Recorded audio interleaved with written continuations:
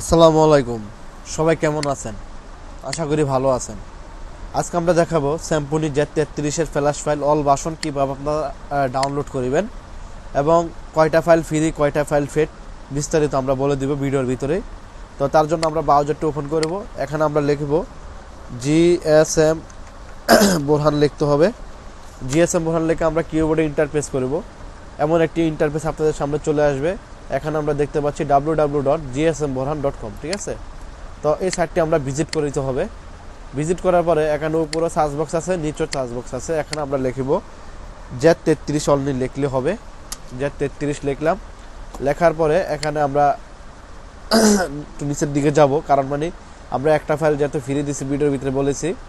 তো এখানে আমরা ক্লিক করিলাম ফ্ল্যাশ ফাইলে। এখানে আমরা এই যে উইদাউট পাসওয়ার্ড অলরেডি দেখতে পাচ্ছেন।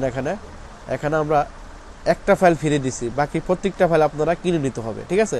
তো যার যে ভাষণ সেই ভাষণ অনুযায়ী আপনারা ফাইলগুলো নেবেন। এখানে অল ভাষণ দেওয়া আছে, ঠিক আছে।